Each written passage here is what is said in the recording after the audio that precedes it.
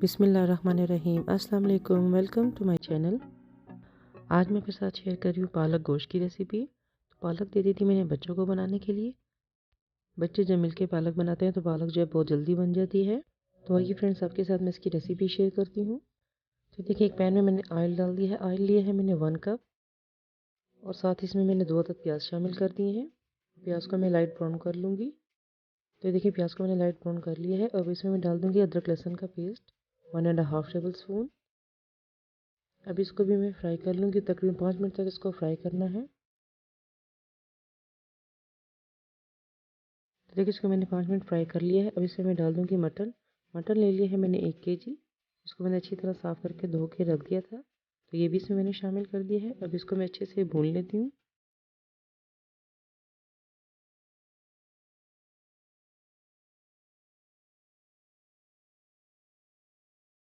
तो देखिए, 10 मिनट इसको मैंने भून लिया है। अब इसमें मैं शामिल कर देती हूँ टमाटर। टमाटर ले लिए है मैंने 3 अदद। इसका छिलका मैंने उतार दिया था। उसको देखिए, इसे बड़े बड़े पीस में काट के इसको मैंने शामिल कर दिया है। इसको अच्छी तरह से मैंने मिक्स कर दिया है। अब इसको मैं ढक्कन ढक के पका लूँगी ताकि टमाटर जो हैं गल जाएँ। तो देखिए, 5 मिनट इसको मैंने ढक्कन ढक के पका लिया था। टमाटर जो है बहुत अच्छे से गल चुके हैं। अब इसमें शामिल कर देती हूँ नमक। नमक ले लिया है मैंने 1.5 टेबल स्पून। और हल्दी शामिल कर दी है मैंने इसमें 1 टीस्पून। और इन सब चीज़ों को अच्छे से मैं दोबारा से मिक्स कर दूँगी। और अब इसमें मैंने शामिल कर दी है 2 टेबल स्पून लाल पिसी हुई मिर्ची। आप अपने टेस्ट के हिसाब से भी इसमें शामिल कर सकते हैं। अब इन सब चीज़ों को मिक्स करके अच्छे से मैं भून लूँगी। तो देखिए, 5 से 10 मिनट हो गए इसको भूनते हुए। तो कितने अच्छे से ये मसाला जो है भून चुका है। इन सब चीज़ों को अच्छे से मैंने भून लिया था। तकरीबन 10 से 15 मिनट हो गए मुझे भूनते हुए। तब चूल्हे की फ्लेम को मैं थोड़ा स्लो कर दूँगी और ढक्कन ढक के इसको पकने के लिए रख दूँगी। तकरीबन 15 से 20 मिनट के लिए, ताकि गोश्त जो है इसमें अच्छे से गल जाए। तो देखिए, बच्चों ने जो पालक बनाई थी उसको मैंने काट के रख दिया है। अब इसको मैंने धो लिया है अच्छे से। अब इसको मैं बॉईल कर लेती हूँ। थोड़ा ही पानी इसमें शामिल करना है क्योंकि पालक का अपना पानी भी होता है। 10 से 12 अदद ले ली है मैंने हरी मिर्ची। उसको भी मैं साथ ही पालक में शामिल कर दूँगी। इससे ये कि पालक का टेस्ट जो है बहुत ही अच्छा हो जाता है। तो ये देखिए, इसको मैंने इसमें शामिल कर दिया। इसको इसमें मैंने मिक्स कर दिया है। इसको ज़्यादा नहीं पकाना है, सिर्फ 5 से 10 मिनट के लिए इसको बॉईल करना है। तो देखिए, पालक को मैंने बॉईल कर लिया है। अब इसको मैंने थोड़ा ठंडा होने के लिए रख दिया था। तो अब इसको मैं जूसर के जग में डाल के इसको अच्छे से मैं ब्लेंड कर लेती हूँ।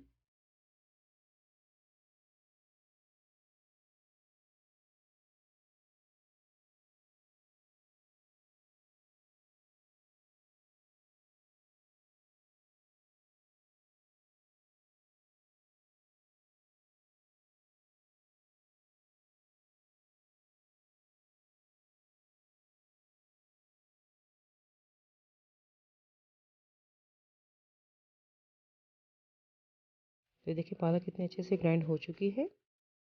अब ग्राइंड की हुई पालक को मैं गोश्त में शामिल कर दूंगी। गोश्त भी जो है थोड़ा सा गल चुका है। अब इसको मैं साथ ही इसमें पकने के लिए रख दूंगी ताकि गोश्त भी गल जाए और पालक का पानी जो है वो भी इसमें ड्राई हो जाए। तो अच्छी तरह इसको मैंने इसमें मिक्स कर दिया है।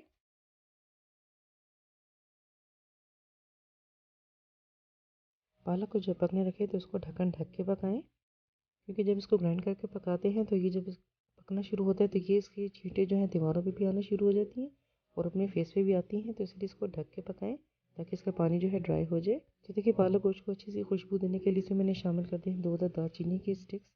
इसको अच्छे से मैंने इसमें मिक्स कर दिया है। इससे ये इसकी खुशबू बहुत अच्छी आती है। तो देखिए, 5 से 10 मिनट इसको मैं ऐसे ही पका लूँगी।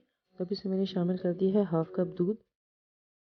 दूध शामिल करने से ये है कि पालक गोश्त का टेस्ट जो है बिल्कुल ऐसे हो जाता है जैसे देग का पालक गोश्त बना हुआ है। तो ज़्यादा इसमें दूध शामिल नहीं करना है, सिर्फ हाफ कप भी इसमें शामिल करें। तो देखिए, इसको मैंने अच्छे से इसमें मिक्स कर दिया है। अब इसको ढक्कन ढक के मैं पकने के लिए रख देती हूँ। तो देखिए, इसको तकरीबन 15 से 20 मिनट हो चुके हैं पकते हुए।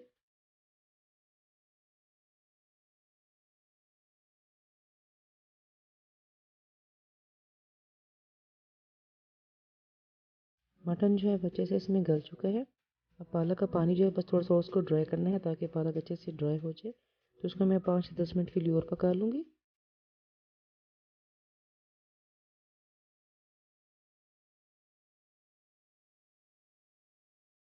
تو یہ دیکھیں پالک اب بالکل پک کے تیار ہو چکی ہے. دیکھیں اس کو ہلکی آنچ میں میں نے پکنے کے لیے رکھ دیا تھا تو اس کا پانی جو ہے بالکل ڈرائی ہو چکا ہے اور آئل بھی جو ہے اس کے اوپر آنا سٹارٹ ہو گیا ہے. تو دیکھیں کتنا اچھا یہ پالک گوشت بن کے تیار ہوا ہے. بہت ہی اچھی اس کی خوشبو آ رہی تھی. آپ نے یہ ریسیپی ضرور ٹرائی کرنی ہے. انشاءاللہ آپ کو بھی یہ پالک گوشت کی ریسیپی بہت ہی پسند آئے گی.